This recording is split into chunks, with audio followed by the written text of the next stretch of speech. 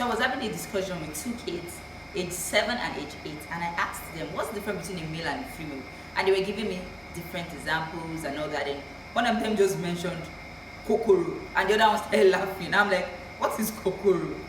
Like, what is kokoro? And the other one was like, kokoro. And I started laughing because it was really, really funny. Kokoro in Yoruba means, it's a nickname for penis actually, but it's a very funny one.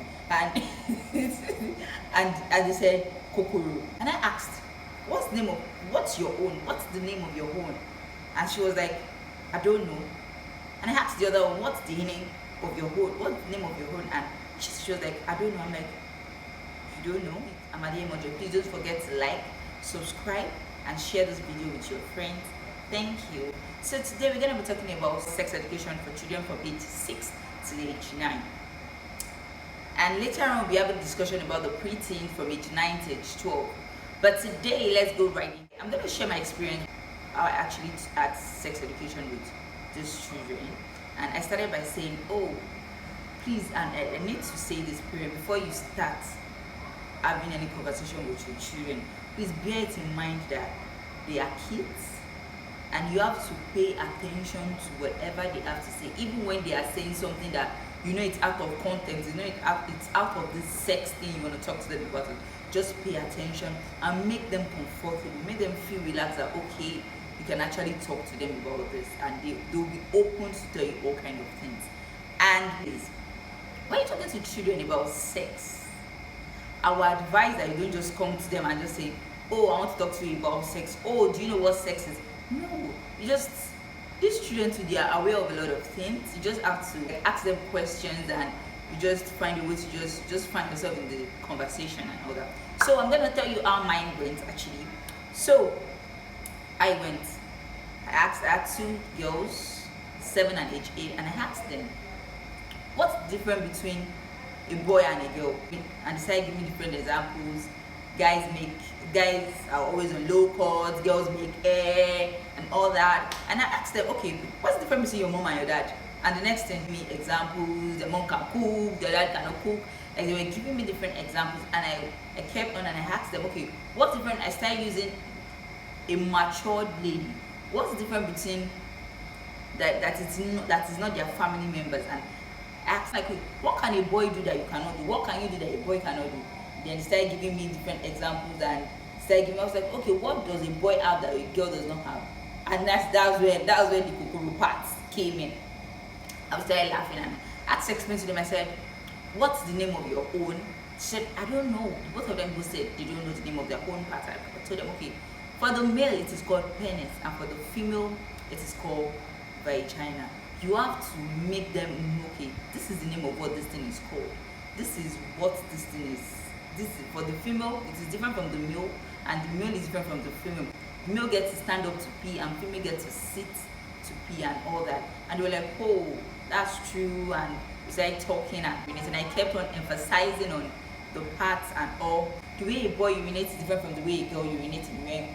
And we were like, yes, it's true. When and you know, children, and we're so excited. We were like, yes, it's true. When boys want to urinate, they stand. When girls, so I made them understand that, okay, you know, it is not. Then I told them, I went on further and I told them, you know, it is not proper for a boy to touch a female vagina and a girl to touch a boy's penis.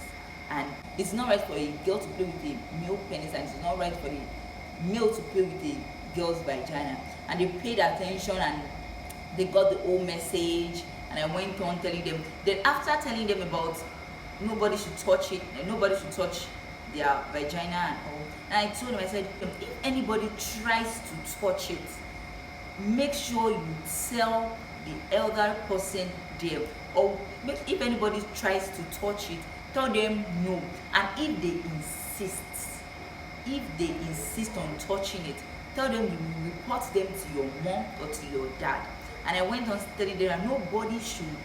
And then I was giving them different. I was telling them different. Nobody should touch your vagina. Nobody has the right to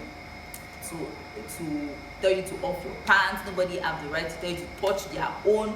No matter who it is, do not touch anybody's parts and all that. When it comes to sex education for children from age 6 to age 9, it's simple.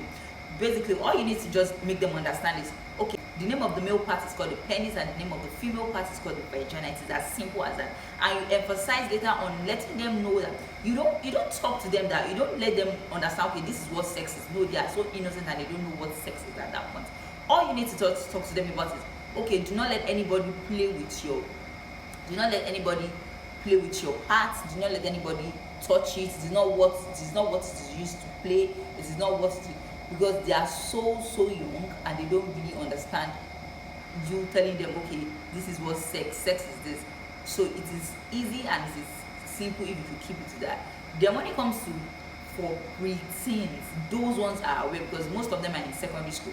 Basically, most that are in primary school, all you need to just tell them is, okay, this is the name, this is it, and it's used for urine.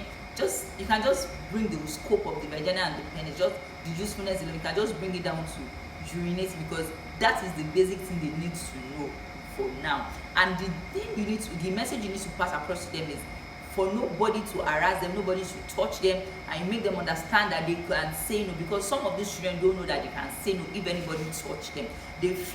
Most of them feel like, oh, this person is older than me. You make them understand that whoever it is, be it uncle, be it anybody it is, that it is not your mother or it is not your father that is telling you, oh, off your clothes, let me see your bum, or let me see you, or touch my pain, or just tell them no.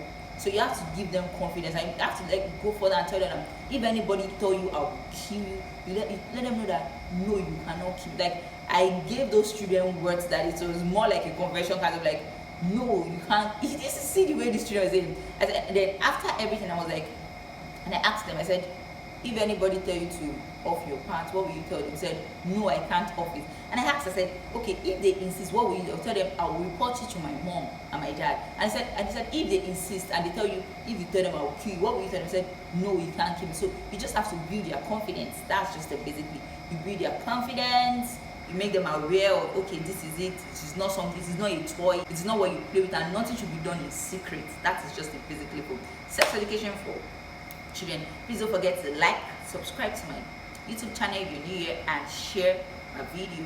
Thank you. Bye bye. I'm Joy Adeyemo.